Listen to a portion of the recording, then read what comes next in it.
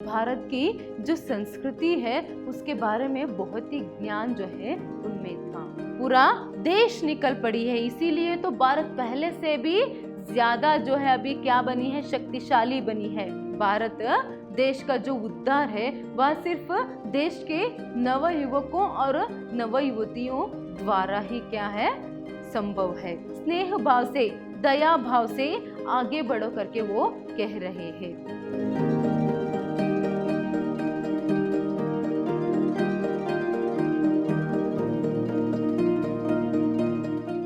नमस्कार, मैं हूं हर्षिता, विद्याश्रम पीयू कॉलेज में हिंदी लेक्चरर हूं। आज हम प्रथम पीयूसी हिंदी पाठ्य पुस्तक से गद्य भाग से जो दूसरा पाठ है युवाओं से, उसको हम यहाँ पर देखेंगे। देखिए, आज युवाओं से जो पाठ है उसे हम देखेंगे। युवाओं से जो है वह एक संबोधन है। ये जो अनुदित पाठ है ये संबोधन शैली में है। स्वामी विवेकानंद जी ने युवकों को संबोधित कर कर जो कहा था या फिर जो लिखा था उसी को ही क्या है यहाँ पर आपके पाठ्यक्रम में आपके पाठ के रूप में यहाँ पर दिया गया है।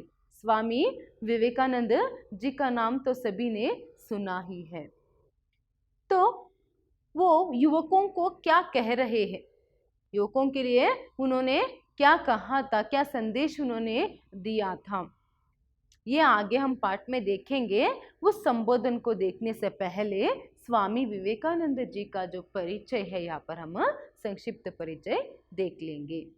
युग पुरुष स्वामी विवेकानंद जी का जन्म 12 जनवरी 1863 में हुई।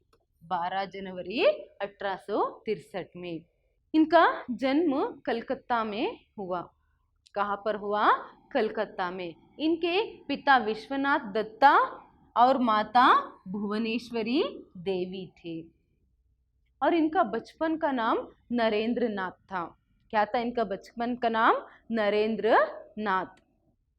स्वामी विवेकानंद जी बचपन से ही बहुत ही प्रतिभाशाली थे, बहुत ही प्रतिभावान थे। और उसके साथ साथ बचपन से ही उन्हें वेदांत के प्रति रुचि थी। और बचपन से ही वो जो गरीब लोग हैं, जो असहाय और गरीब लोग हैं, उनको देखने पर उनमें क्या है, दया भाव जो है वह उत्पन्न होती थी। बचपन से ही वह प्रतिभाशाली थे, बचपन से ही वह क्या है, बहुत ही दयालु थे। और उसके साथ साथ वेदांत में क्या है, उनकी रुचि थी। और स्वामी विवेकानंद जी बहुत ही अच्छे वक्ता थे, बहुत ही अच्छे वह वक्ता थे। और उसके साथ साथ बहुत ही ज्ञानी थे वह। स्वामी विवेकानंद जी में भारत देश और भारत के जो प्रजा है और उसके साथ साथ भारत की जो संस्कृति है उसके बारे में बहुत ही ज्ञान जो है उनमें था। और उसके साथ साथ 1893 सितंबर में जो चिकागो में सर्वधर्म सम्मेलन हुआ, उसमें विवेकानंद जी ने हिंदू धर्म, भक्ति और वेदांत के बारे में जो भाषण उन्होंने दिया वह बहुत ही अद्वितीय था। इसके बाद तो क्या है, वो बहुत ही प्रसिद्धि जो है उन्होंने विश्व भर में प्राप्त की। इन्होंने हिंदू धर्म, भक्ति एवं वेदांत का प्रचार और प्रसार किया है। इनकी जो मृत्यु है वह 4 जुलाई 1902 में हुई। प्रस्तुत संबोधन युवाओं से जो है उसमें विवेकानंद जी का ये मानना है कि भारत देश का जो उद्धार है, भारत देश का जो उद्धार है वह सिर्फ देश के नव युवकों और नव युवतियों द्वारा ही क्या है, संभव है। मतलब यूथ से ही जो है वो भारत देश में क्या है, सुधार ला सकते हैं, वही भारत देश की उद्धार कर सकते हैं, ऐसा उनका मानना था। इसीलिए वो क्या है, यहाँ पर भारत देश के युवकों को यहाँ पर एक मार्गदर्शन देते हुए उनसे कहते हैं कि अभी जो है भारत, वर्तमान भारत देश की स्थिति जो है उसमें सुधार लानी है। स्वामी विवेकानंद जी ने मानव निर्माणकारी धर्म और दर्शन के जो शिक्षा उन्होंने दी है इस संबोधन में, वो जो है वो भारत देश के निर्माण के लिए जो है बहुत ही अनुपम देन मानी जाती है। वह एक अनुपम देन है।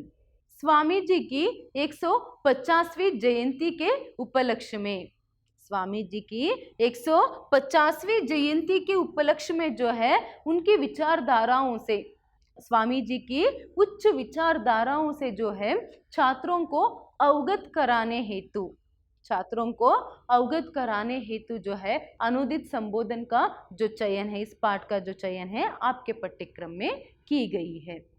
तो आइए वो युवकों से, यूथ से क्या वो कहते हैं आगे इस पाठ में हम देखेंगे।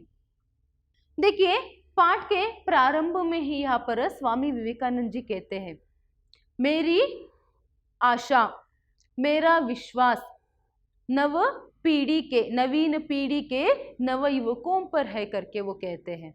क्या कहते हैं? मेरी आशा, मेरा विश्वास नवीन पीढ़ी के नव युवकों पर है करके वो कहते हैं। इस तरह से भारत देश के नव युवकों पर, यूथ्स पर अपनी जो विश्वास है उसे जताते हुए वो आगे कहते जाते हैं। क्या कहते हैं? कि मैं इन्हीं युवकों में से अपनी कार्यकर्ताओं को चुनूंगा, इन्हीं युवकों में से अपनी कार्यकर्ताओं को चुनूंगा। वो क्या करेंगे? सिंह विक्रम से, मतलब सिंह की भांति वर्तमान भारत देश की जो सुधार है वो करेंगे करके यहाँ पर वो कहते हैं। ये जो युवक है जिन्हें स्वामी विवेकानंद जी अपने कार्यकर्ताओं के रूप में चुनेंगे, वो क्या करेंगे? सिंह विक्रम से, सिंह की भांति वो पूरे भारत देश में जो है सुधार लाएंगे। वर्तमान मतलब जो उस समय जो वहां पर परिस्थिति थी, जितनी भी यहाँ पर समस्याएं हैं, उन समस्याओं का समाधान कौन करेंगे? वो जो युवक है वो करेंगे। किसके मार्गदर्शन पर? स्वामी विवेकानंद जी के मार्गदर्शन पर। स्वामी विवेकानंद जी यहाँ पर कहते हैं, ये जो कार्यकर्ता है वो लोग क्या करेंगे? उनके जो अनुष्ठेय आदर्श है उनको एक केंद्र से दूसरे केंद्र तक, इसी तरह एक एक करके वो पूरे भारत में उन विचारधाराओं को, उन आदर्शों का जो अनुष्ठान है वो करेंगे, वो पूरे भारत पर फैल जाएंगे। इसी काम के लिए मैंने मेरा जीवन समर्पित कर दिया है करके वो कहते हैं। स्वामी विवेकानंद जी ने क्या है? इसी काम के लिए जो है अपना जीवन यहाँ पर समर्पित कर दिया है। वो कार्यकर्ताओं को चुनेंगे और जो अनुष्ठेय आदर्श है उसकी जो स्थापना है, उन आदर्शों की जो स्थापना है वो पूरे भारत में करेंगे। इस तरह से एक नई भारत का जो निर्माण है वो करेंगे करके यहाँ पर कह रहे हैं। आगे वो कहते जाते हैं, भारत देश का पुनरुत्थान होगा। क्या है? भारत देश का पुनरुत्थान होगा, मगर वह शारीरिक शक्ति से नहीं वरन आत्मा की शक्ति से। इसका अर्थ यहाँ पर क्या है? पूरे जो समस्त भारत देश है उसका अभी क्या है? एक नए सिरे से या फिर उसका जो नव निर्माण है यहाँ पर हम लोग करेंगे, मगर वो शारीरिक शक्ति से नहीं, मतलब लड़ते झगड़ते हुए नहीं, आत्मा की शक्ति से करेंगे। आत्मा के बल से हम ये जो सुधार है, ये जो पुनर्निर्माण है भारत देश की, हम करेंगे करके वो युवकों को प्रोत्साहित कर रहे, युवकों को यहाँ पर कह रहे हैं। कहते हैं कि हम विनाश की ध्वजा लेकर नहीं वरन शांति और प्रेम की ध्वजा लेकर आगे बढ़ेंगे। ये जो जागरण हम करने जा रहे हैं, ये जो काम यहाँ पर हम करने जा रहे हैं, हम क्या करेंगे? यहाँ पर विनाश की ध्वजा लेकर नहीं जाएंगे, बल्कि क्या है? शांति और प्रेम की ध्वजा लेकर जाएंगे। इसका अर्थ यहाँ पर विवेकानंद जी क्या कह रहे हैं? हमें यहाँ पर क्या है? कुछ भी यहाँ पर विनाश करना है ये भाव नहीं है, बल्कि क्या है? शांति से और प्रेम मार्ग में चलते हुए हम नवीन भारत की निर्माण जो है करेंगे, एक नए भारत का निर्माण करेंगे करके वो युवकों से कह रहे हैं। आगे वो कहते हैं कि मैं एक सजीव दृश्य देख रहा हूँ, मैं एक सजीव दृश्य जो है अपने आंखों के सामने यहाँ पर देख रहा हूँ कि हमारी जो भारत माता है वो क्या है, अभी फिर से नव यौवन पूर्ण होकर अपनी सिंहासन पर विराजमान है। हमारी भारत माता जो अभी वृद्ध हो चुकी है फिलहाल, अभी वह वृद्ध माता फिर से क्या है, वो नव यौवन पूर्ण होकर अपनी सिंहासन पर विराजमान है। इसका अर्थ यहाँ पर क्या है, भारत क्या है यहाँ पर फिर से आगे बढ़ेगा, भारत में प्रगति आएगी, ये बात यहाँ पर वो समझाना चाहते हैं। भारत में सभी लोग अभी जागृत हो गया है। नव यौवन पूर्ण होने का अर्थ यहाँ पर क्या है, अभी जो भारत है वह जागृत हुआ है, भारत अभी जागृत हो चुकी है, अभी इसकी वृद्धि को, भारत की प्रगति को कोई रोक नहीं सकता करके वो कह रहे हैं। आगे वो कहते हैं कि अभी तो भारत माता तो क्या है, पहले से भी और महामान्वित होकर, पहले से और भी महिमान्वित होकर वो क्या है, अपने सिंहासन पर विराज रही है, पहले से भी बहुत ही शक्तिशाली वह बनी है। अभी तो उसके जो नाम है, उसकी घोषणा जो है शांति और आशीर्वाद के वचनों के साथ पूरे भारत में फैला दो, उसकी घोषणा पूरी भारत में शांति और आशीर्वाद के वचनों के साथ फैला दो करके वो क्या है यहाँ पर कह रहे हैं। आगे वो कहते हैं कि जो भारत है वह जागृत हो चुका है, अभी कोई भी बाह्य शक्ति जो है, कोई भी बाह्य शक्ति जो है उसे दबा नहीं सकती, कोई भी बाह्य शक्ति उसे भारत को अभी दबा नहीं सकती, उसकी प्रगति को कोई रोक नहीं सकता। जो अंधे हैं वही लोग क्या है यहाँ पर देख नहीं पा रहे हैं, जो अंधे हैं वही अभी भारत के इस नव यौवन पूर्ण रूप को देख नहीं पा रहे हैं। भारत जागृत हो चुका है, ये जो विकृत बुद्धि है उन्हें समझ नहीं आ रहा है। जो दृश्य स्वामी विवेकानंद जी अभी देख रहे हैं कि भारत जागृत हो चुका है, अभी उसकी प्रगति को कोई रोक नहीं सकता, ये वही लोग देख नहीं पा रहे जो लोग अंधे हैं, और वही लोग समझ नहीं पा रहे जो लोग विकृत बुद्धि वाले हैं। जो लोग बुरे हैं वही क्या है उसे समझ नहीं पा रहे, बाकी सारे जो देशभक्त है उसे समझ गए हैं। जो देश की भला चाहते हैं, जो देश के लिए सोचते हैं, उन्हें अब तक ये महसूस हो चुका है कि भारत अभी जाग गया है, अभी उसकी जागृति, उसकी जो प्रगति है उसे कोई रोक नहीं सकता करके। तो इसी संदर्भ में वो कहते हैं कि भारत के कोने कोने से जो लोग हैं वो क्या है, इस नए क्रांति के लिए निकल पड़े हैं। इस क्रांति के लिए जो है भारत के कोने कोने से लोग निकल पड़े हैं, खेतों में से किसान निकल रहे और घर में से औरतें भी निकल कर आ रही है, मोची, मछुआरे और यहाँ तक कि जंगल में रहने वाले लोग भी, मतलब भारत के हर एक शहर से, हर एक गांव से, हर एक गली से, यहाँ तक कि जंगल से भी लोग जो है वो निकल कर आगे आ रहे हैं। बच्चे, बूढ़े, स्त्री, पुरुष, इनकी ऐसे कोई भी जो है मतभेद ना करते हुए, ऐसे किसी तरह का भेदभाव ना रहते हुए सभी लोग क्या है यहाँ पर इस क्रांति के लिए निकल पड़े हैं। अभी क्या है, भारत देश की पुनरुत्थान को कोई रोक नहीं सकता करके यहाँ पर स्वामी विवेकानंद जी कह रहे हैं। भारत देश के पुनरुत्थान होगा, अभी उसे कोई नहीं रोक सकता करके वो कह रहे हैं, क्योंकि भारत देश के कोने कोने से जो लोग जो है, बच्चे, बूढ़े, औरत, सभी लोग क्या है यहाँ पर निकल पड़े हैं। किसी तरह की जाति धर्म का भेदभाव ना करते हुए, स्त्री पुरुष का भेदभाव ना करते हुए, अमीरी गरीबी का भेदभाव ना करते हुए हर कोई जो है यहाँ पर इस क्रांति के लिए अभी निकल पड़ा है, पूरा देश निकल पड़ी है। इसीलिए तो भारत पहले से भी ज्यादा जो है अभी क्या बनी है, शक्तिशाली बनी है।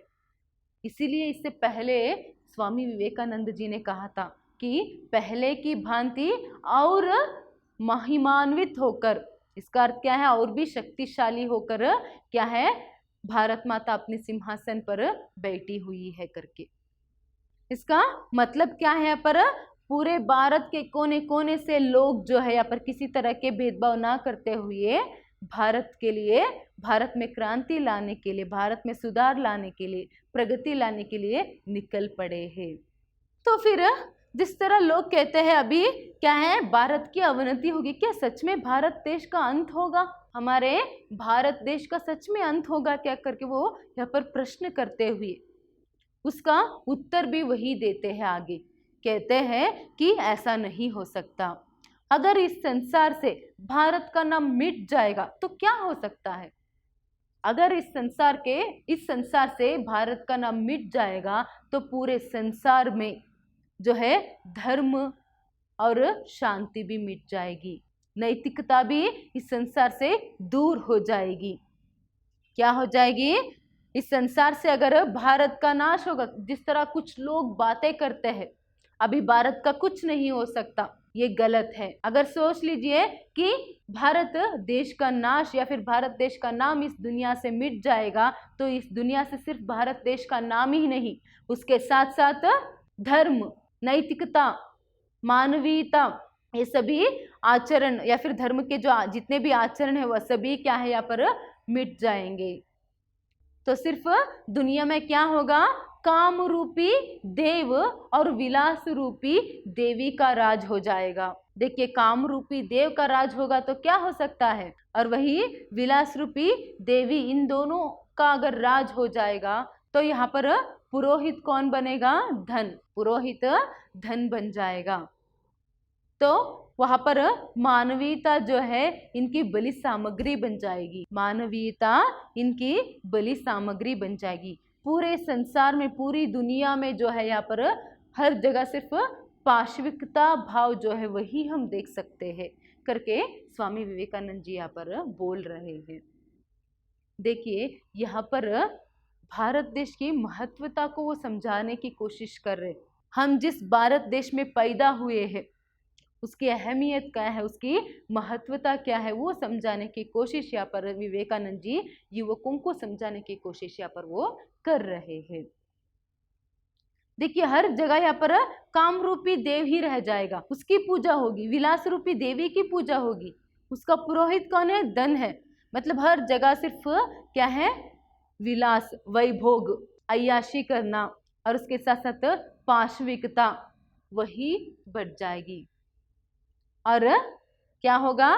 दुनिया से धर्म, शांति, स्नेह, मानवीयता, नैतिकता, ये सभी क्या है? इन सभी का भी नाम भारत के साथ साथ, भारत के नाम के साथ साथ मिट जाएंगे करके वो कह रहे हैं।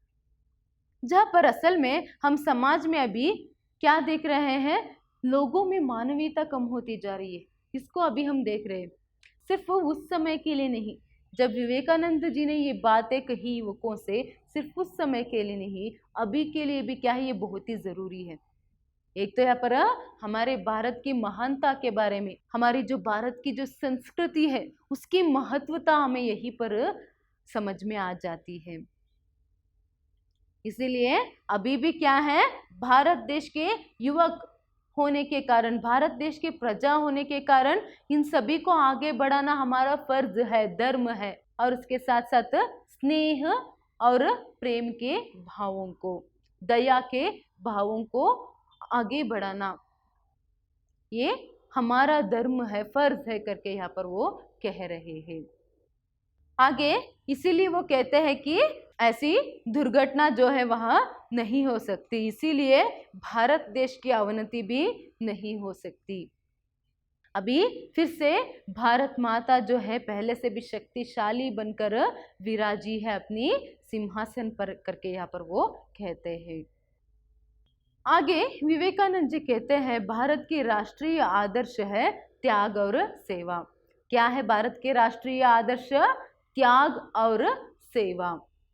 आप लोग इन विचारधाराओं में तीव्रता लाइए और आप ही देखिए कि बाकी सब शेष जो है किस तरह अपने आप सब कुछ ठीक हो जाएगा करके। इसका अर्थ क्या है? जो त्याग की मनोभाव है, जो सेवा की जो मनोभाव है, अगर हर व्यक्ति में रहेगा तो क्या है? भारत देश की जो प्रगति है और भारत में, वर्तमान भारत में जितनी भी समस्याएं हैं तो क्या है? हम उबर सकते हैं, भारत देश की प्रगति हो सकती है। इसीलिए कहते हैं कि आप इन विचारधाराओं में तीव्रता लाइए, बाकी सब कुछ अपने आप यहाँ पर ठीक हो जाएगी करके। वो कहते हैं आगे दूसरों के बारे में। देखिए त्याग मतलब क्या है, सेवा मतलब क्या है, इन दोनों में, इन दोनों भाव में क्या रहता है, दूसरों के बारे में सोचते हैं। तो यहाँ पर दूसरों के बारे में रत्ती भर भी सोचने पर, दूसरों के बारे में रत्ती भर भी अगर आप सोचोगे तो क्या हो जाएगा, आप में सिंह का सा बल आ जाएगा, आप में सिंह जैसी जो शक्ति है वह अपने आप आ जाएगी। क्योंकि वहां पर व्यक्ति निस्वार्थ होता है, व्यक्ति निस्वार्थ होकर अपने बारे में ना सोचते हुए वह दूसरों के बारे में, अपने समाज के बारे में, अपने देश के बारे में जब सोचता है तो उसमें क्या है, उसे ही पता नहीं चलती कि क्या है उसमें उतनी सारी शक्ति किस तरह आ गई। क्योंकि वो शक्ति जो है उन भावों में रहती है, वो जो भाव है उन भावों में वह रहती है। इसीलिए यहाँ पर क्या कह रहे हैं, आप जो सेवा और जो त्याग है उन विचारधाराओं में तीव्रता लाइए करके वो कह रहे हैं कि दूसरों के बारे में रत्ती भर सोचने पर यहाँ पर सिंह जितना शक्ति जो है आ जाएगा। तो यहाँ पर वो क्या कहने की कोशिश कर रहे हैं, निस्वार्थ बनकर, निस्वार्थ होकर जो है यहाँ पर देश के लिए कुछ करने के लिए वो कहते हैं। आगे वो कहते हैं कि मैं आप सभी से बहुत प्यार करता हूँ। विवेकानंद जी सभी युवकों से कहते हैं, यूथ से कहते हैं कि मैं आप सभी लोगों से बहुत प्यार करता हूँ। अगर आप देश के लिए लड़ते लड़ते या फिर दूसरों के लिए कुछ करते करते आपकी जान भी चली जाए, मुझे वहां पर जो है गर्व महसूस होगा, मुझे दुख नहीं होगा, बल्कि अभी तो उल्टा जो है गर्व महसूस होगा। हाँ, मेरे जो कार्यकर्ता लोग जो है वो क्या है, देश के लिए, समाज के लिए क्या है, अपनी कुर्बानी उन्होंने दे दी करके मुझे गर्व महसूस होगी, मुझे प्रसन्नता होगी करके वो कह रहे हैं। आगे वो कहते हैं कि वही व्यक्ति सबकी अपेक्षा उत्तम रूप से काम कर सकता है जो पूर्णतया निस्वार्थी हो। मतलब जो व्यक्ति निस्वार्थी रहता है वही क्या है, सबसे अच्छा काम वो कर सकता है। त्याग और सेवा के मार्ग पर वही व्यक्ति चल सकता है जो निस्वार्थी हो, जिसमें किसी तरह की धन दौलत या फिर किसी तरह की कीर्ति का यहाँ पर लालसा ना हो।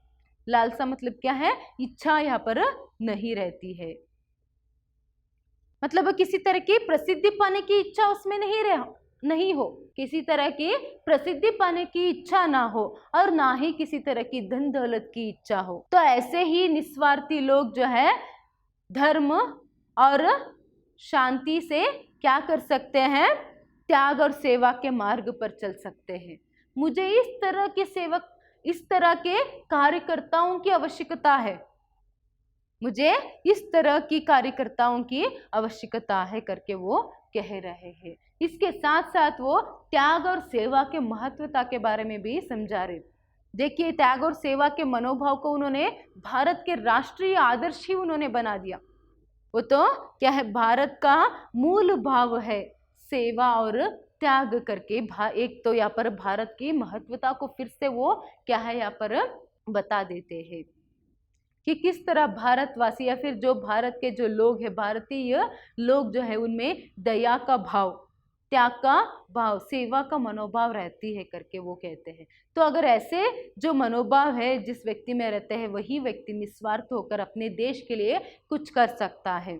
अगर आप लोग भी अपने देश के लिए कुछ करना चाहते हो, अपने समाज में यहाँ पर सुधार लाना चाहते हो, अपने भारत देश की प्रगति चाहते हो, तो सबसे पहले आपको क्या बनना है, निस्वार्थी बनना है। देखिए हम देख सकते हैं फिलहाल जितने भी जो प्रसिद्ध महान व्यक्ति जो लोग हैं, जितने भी महान लोग हैं, उन सभी लोगों ने क्या किया, अपने बारे में ना सोचते हुए देश के बारे में सोचते हुए, अपने समाज के बारे में सोचते हुए उन्होंने क्या किया, यहाँ पर अपना जो काम है उसे निभाया है, अपने कर्तव्य को निभाया, अपने काम उन्होंने की है, इसीलिए आज वो इतने प्रसिद्धि उन्होंने पाई है। इसका मतलब क्या है, अगर आप निस्वार्थ होकर यहाँ पर क्या है दूसरों के लिए कुछ काम करेंगे तो बाकी सब कुछ अपने आप ही ठीक हो जाएगा, फिर बाकी सब कुछ आपको मिल जाएगा करके वो यहाँ पर कह रहे हैं।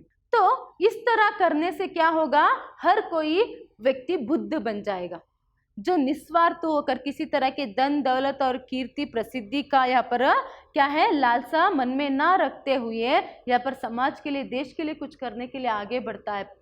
तो ऐसे में अगर वह व्यक्ति बुद्ध बन गया तो ऐसे में क्या हो सकता है, तो उसकी आंतरिक शक्ति जो है इतनी बढ़ जाएगी, उसकी आंतरिक शक्ति इतनी बढ़ जाएगी कि उन समस्याओं का समाधान वह करेगा, पूर्ण रूप से वह भारत को परिवर्तित कर देगा करके यहाँ पर विवेकानंद जी कह रहे हैं। आगे विवेकानंद जी कहते हैं, जब तक भारत देश में लाखों करोड़ों लोग यहाँ पर भूखे और अशिक्षित रहेंगे तब तक भारत देश की प्रगति नहीं हो सकती, वर्तमान समस्याओं का समाधान नहीं हो सकता। तो अगर आप लोग वर्तमान समस्याओं का समाधान करना चाहते हो या फिर भारत की प्रगति चाहते हो तो सबसे पहले आपको क्या करना है, ये जो समस्या है गरीबी और अज्ञान जो है उसे दूर करना है। भारत देश से गरीबी और अज्ञानता को सबसे पहले दूर करनी है करके वो यहाँ पर कह रहे हैं।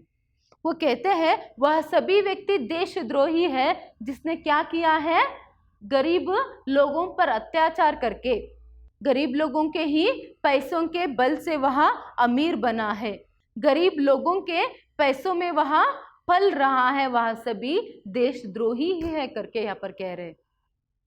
और जिसके मन में गरीबों के प्रति दया का भाव ना हो वह सभी देशद्रोही है करके यहाँ पर वो कहते हैं।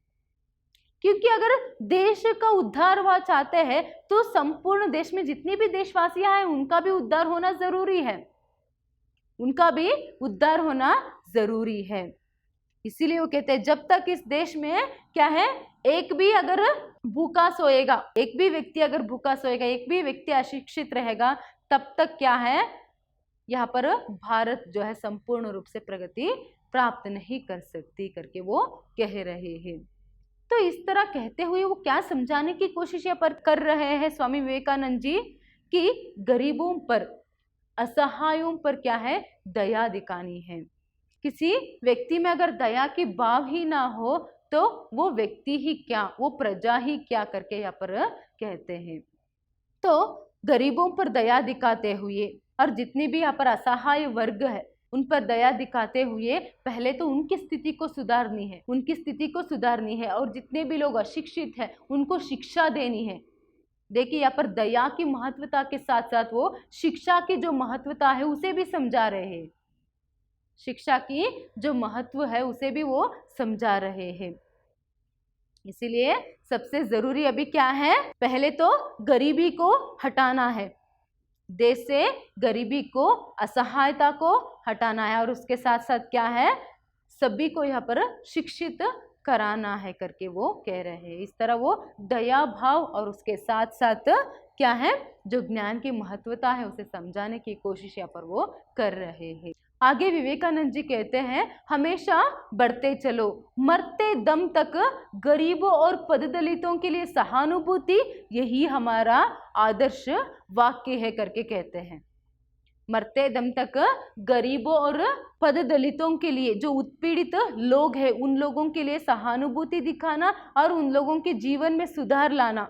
तो क्योंकि उन लोगों के जीवन में सुधार लाएंगे तो क्या है, भारत में भी सुधार अपने आप हो जाएगी, वर्तमान समस्याओं का भी यहाँ पर समाधान मिल जाएगा करके इस तरह कहते हुए उन पर सहानुभूति दिखाओ करके वो कहते हैं। यही हमारा आदर्श वाक्य है, हम इसी राह पर चलेंगे।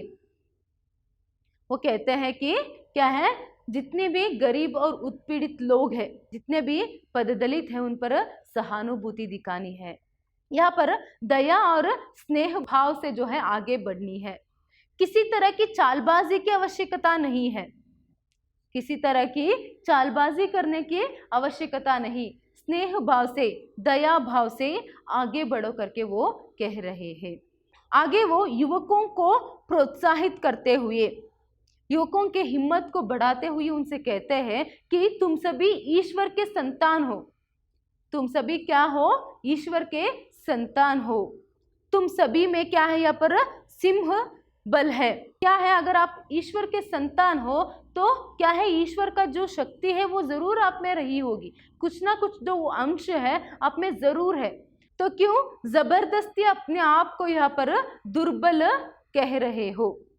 तुम सभी क्या है, यहाँ पर उस परमात्मा के अंश हो, वो जो आत्मा आप में है वह परमात्मा का ही अंश है।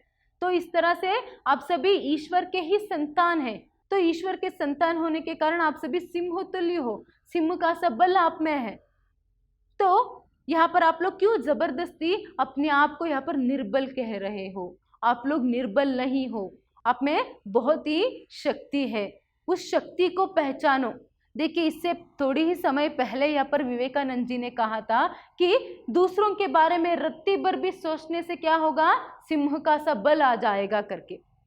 तो अगर आप लोग निस्वार्थ होकर देश के लिए, अपने समाज के लिए, समस्त मानव संकुलन के उद्धार के लिए यहाँ पर अगर आप लोग आगे बढ़ेंगे तो जरूर आप में सिंह का सा बल आ जाएगा।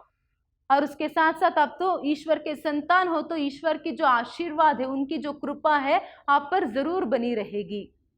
तो फिर यहाँ पर डरने की आवश्यकता नहीं, बढ़ो, बढ़ते चलो करके यहाँ पर युवकों को क्या है, प्रोत्साहित करते हुए वो अपनी बात को उनके सामने रख रहे हैं।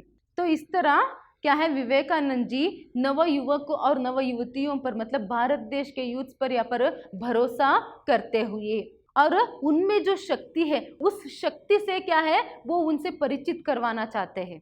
नव युवक और नव युवतियों में जो शक्ति है उस शक्ति से वो क्या करना चाहते हैं, उन युवकों को परिचित कराना चाहते हैं। और उसके साथ साथ हमारी भारत देश की जो महत्व है, हमारी जो संस्कृति है भारत देश की, उसकी जो महत्व को वो समझाते हुए, और हमारे भारत देश की जो राष्ट्रीय आदर्श है त्याग और सेवा, उन भावों की महत्व को, उसकी जो शक्ति है उसे समझाते हुए वो क्या कह रहे हैं, यहाँ पर बदलाव लाने की जो एक संदेश है नवयुवकों को दे रहे हैं।